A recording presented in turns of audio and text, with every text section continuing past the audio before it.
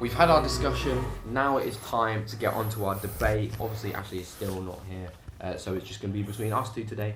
And last episode, we did the 3 most overrated players in the league right now. So I thought it's the natural progression to do the 3 most underrated players in the league right now. So for this, I think we just say our 3 with a brief explanation as to why you've picked them, and then we'll try and come together with something. So do you want to start with your 3? Okay, first off, I'm going to go for an Arsenal player, which I think is massively underrated, and that's Gabriel. I think out of our starting 11, he doesn't get his plaudits. Even amongst our own fan base, I think people talk about Saliba so much. He's the one who gets the flashy team of the season card. He's the one who people talk about when he gets injured. Gabriel, in terms of how reliable he is, in terms of how consistent he's been, he was one of Arteta's first signings, and he's been a constant in the starting 11 ever since. You know, his aerial ability is second to none, and people had to go up at the start of the season saying he made the odd mistake here and there, but he's been, since an odd patch up until October, he's been phenomenal, and I think Gabriel is so important, and his importance isn't really talked about that much in our title charge. But yeah, going on to another pick, this man was brought in the summer. Maybe a lot of people didn't know about this signing, and that's Marcus Tavernier for Bournemouth. I think he's had a really good season, which not many people have noticed. Only made 23 appearances. He's got the same amount of goals and assists as Joe Willock, who's played 11 more for Newcastle. 9 goals and assists for Bournemouth means a lot more than it does for Newcastle. Those goals are getting them points that are crucial, and now at the point where pretty much it's not mathematically impossible for them to go down, but they are virtually safe. And he played a massive part in that. Throughout a lot of the season, Dominic Solanke hasn't been, firing on all cylinders. So you need players like him to chip in from midfield. So I think he's been crucial. And another pick, I struggled for a third person, to be honest. I was just going through the PL index, and I was just like, yeah, I wouldn't say they're underrated. These are I went through Leicester and there must be someone else. No, they've been crap. No. So I went through West Ham and I was like, oh no. And then I went through the rest of the top 6 and I went, you can't put anyone from City there. So I've just gone mad, and I'm just going to go for Tim Ream. I think, a lot of people laugh about him. He's an old centre-back, but he's done a fairly good job at Fulham this season. I was thinking about Anthony Robertson as well, but I thought, let's go for Tim Ream. I think he's quietly had a better season than a lot of people would have expected. For a defender who was expected to be near enough the bottom of the table, to be part of a defence which has brought them up to, top 10, that's a respectable season from him, I'd say.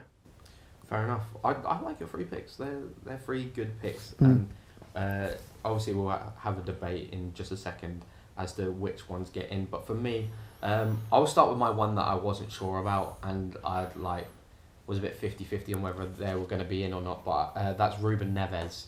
I think Ruben Neves over the last few seasons, this season in particular, is sort of quieted down a little bit and not really talk about him, but I think he's so key for Wolves. I think he's a fantastic, obviously he's a defensive midfielder, but his ability on the ball is fantastic. I think he's a very good passer of the ball, and you've got to remember he is still only 26, so he's not. I feel like I've always imagined Ruben Neves being 30. He looks it. He does look it, to be fair. So I think for me, Ruben Neves is underrated in the Premier League. Next, I've gone for a player that I don't think is necessarily completely underrated, but I have a reason I've chosen him, and that is Estupiñán from Brighton.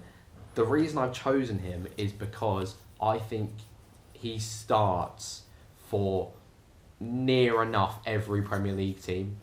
I think I'd agree with you there. I think maybe not Liverpool, maybe not. I don't think he starts for City. I don't know, because Ake's kind of filling in, and I think they'll probably sign a left back. So, Arsenal, who knows? I mean, he starts for Arsenal, in my opinion. I don't think he starts over Zinchenko because of our system. Right. I don't think there's many left backs who start over Zinchenko, but he starts from the majority of the Premier League for sure. 100%. And I think as well, the other key point for me to make him underrated is that no one's talking about the fact that he's better than Cucurella.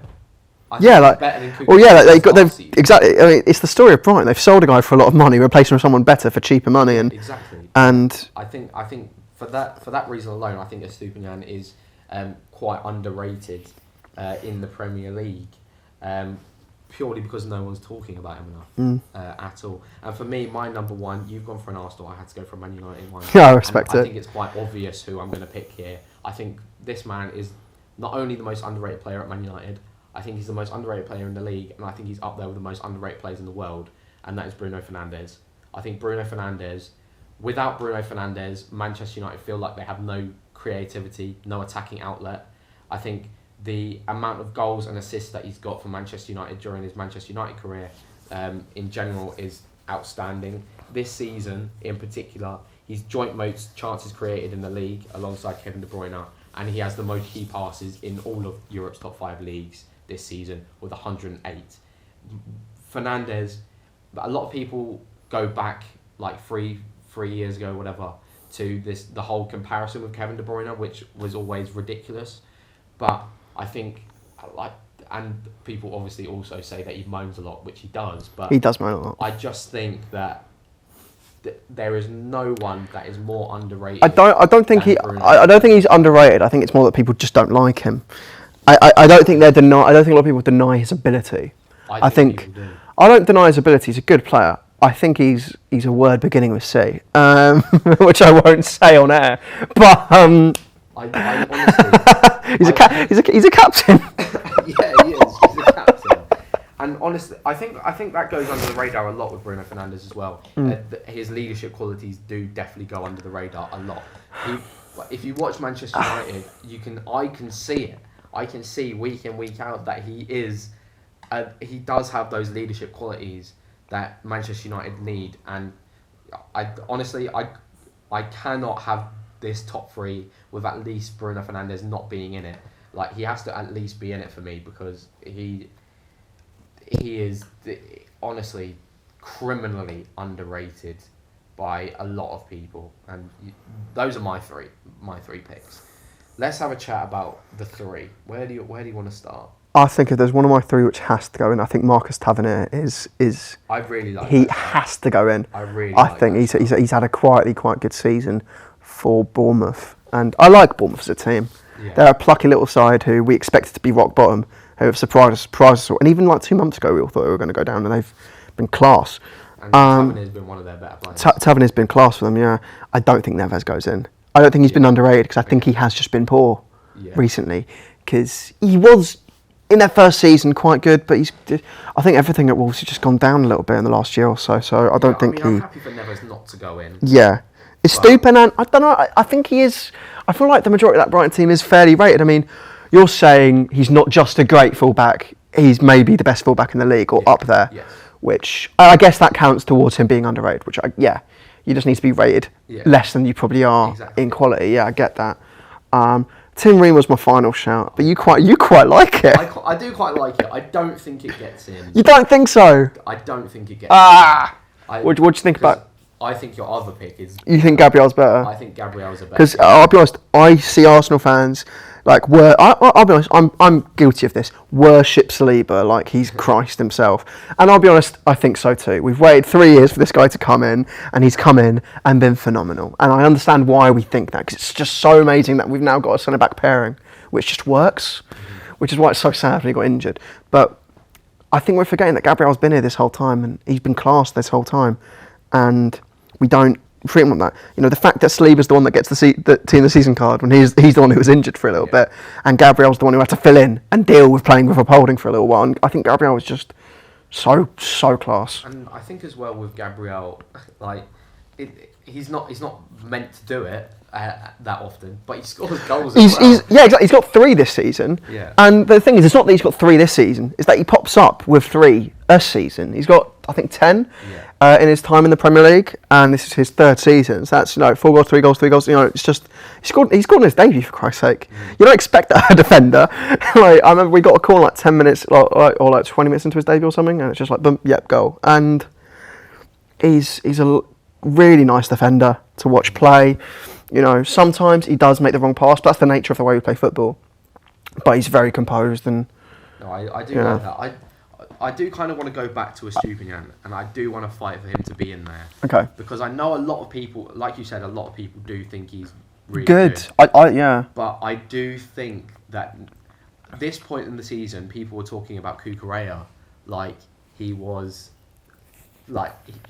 people were talking about Cucurella last season The way we're talking more about than they were talking about Estupiñán this season. I think. I genuinely. I think the difference is that last season people weren't talking about all of Brighton's players as much, so Cucurella stood out.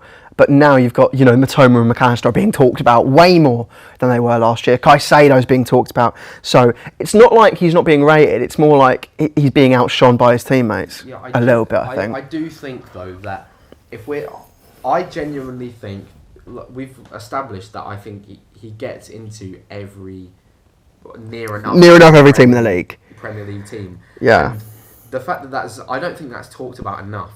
I don't think people are. I think when you ask people who is the best wing backs in the league this season, I don't think many jump at Estupiñán to be one of them.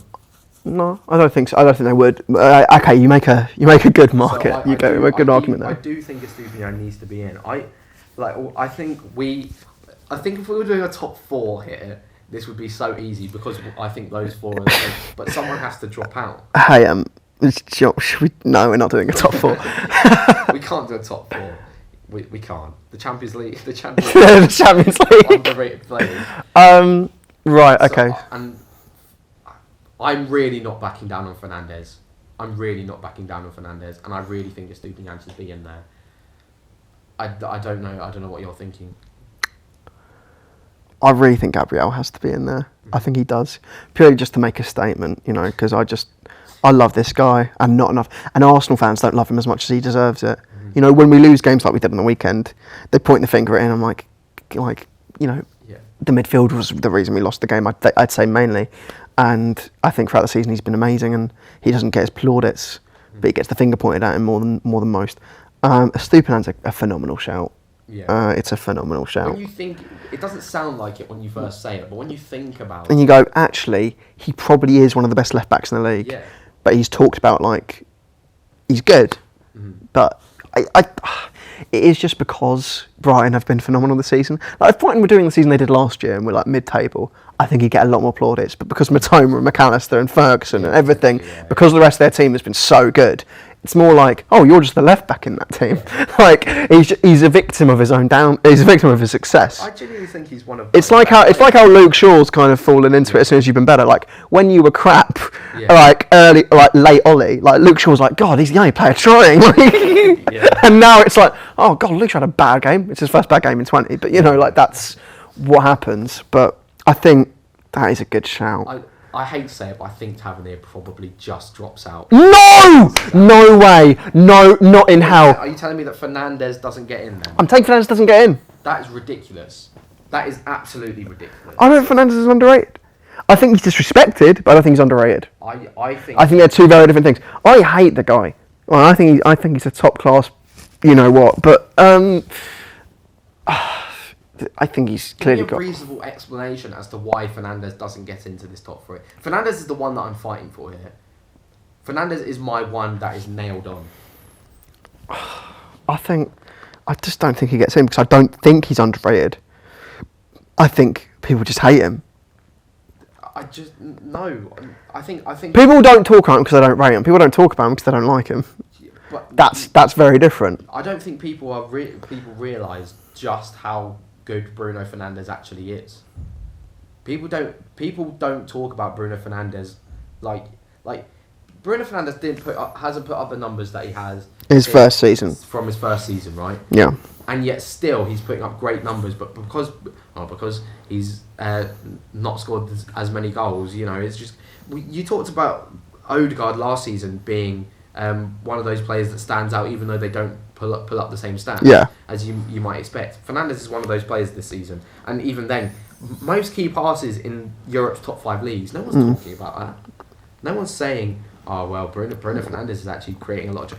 If we had a number 9 that could score a goal, if we had Harry Kane, Victor Osimhen up front, and Bruno Fernandes was providing this much, he's top assister in the league, up there challenging with De Bruyne.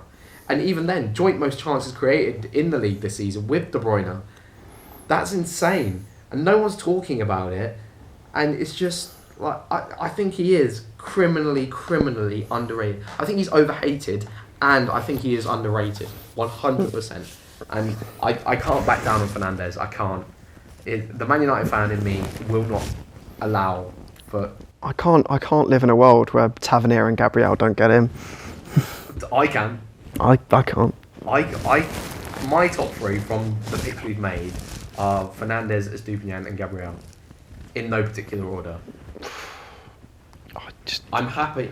Look, Tavernier, we've bigged him up. I had Marcus Tavernier nailed on in my mind. We talked about Tavernier. Jordan, how would you accept? Oh, I think Tavernier is more underrated than Estupiñán because he's not even looked at. He's not even talked about. Estupiñán is at least talked about as a good player, whereas he's the only one in this list who's actually rated amongst his own fan base. Mm-hmm. Well, actually, no, Fernandes is. Gabriel's the only one who his fans don't even talk about. I think with Tavernier, no one talks about him. They just go, oh, plucky little Bournemouth. Oh, Billings all right. Yeah, good. No one. I think that's just purely because most people don't watch Bournemouth. So is that? So you're admitting he's underrated? He's I think he's more underrated than anyone else in this list. I think Gabriel and Tavernier are nailed on, and then I think how about this? I give you Bruno, okay, but Gabriel and Tavernier make it in. I know how much that means to you. I'm giving you, a United man, be having to trade in a Brighton player. I do think I'm fine with that. But it does just hurt that Estupiñán isn't getting into it. Should we do a top four? Are we scamming this? No, but here's the thing. Should we change the format from now on? Because at the end of the day, top three, it's not exactly a football thing. Top four is, so topically, if we do a top four... Are we really changing this? Yeah, screw it. Who cares? We make the rules. Yeah. So, Tavernier, Fernandes, Estupiñán, and Gabriel. Top four in no particular order. Class.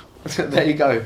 So it went from the top three to the top four, but they are our top four. Let us know what you think in comments, whatever, anywhere. Let us know what you think. And that's our top four, I guess. Yeah.